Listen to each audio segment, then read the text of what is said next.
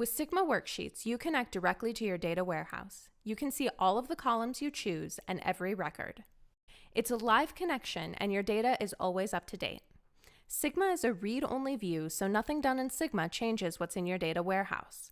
You don't have to worry about any of your actions corrupting the data, and you can feel free to explore knowing that your data is safe. In the center of the screen is the Sigma Spreadsheet. Each row represents one record in the data warehouse. Everything in Sigma is defined in columns. When you click on a cell, you'll see the column definition displayed in the formula bar. When a column is pulled directly from the data warehouse, the column definition shows the database table and the column name. A column can also be defined in Sigma using a formula. Formulas can be as simple as multiplying two columns together, or they can use more complex functions.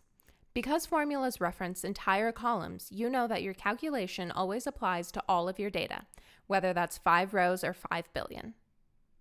Along the top of the spreadsheet is a header that shows you what level the columns are on. Levels are a way to organize data into groups based on common characteristics. You can click the chevron to hide or expose the data from lower levels. This is a great way to see summaries of your data. Over here on the right, you can see a list of all of the columns in the worksheet. It's also where you manage levels. Above levels are totals. Calculations placed here summarize all of the unfiltered rows in your worksheet.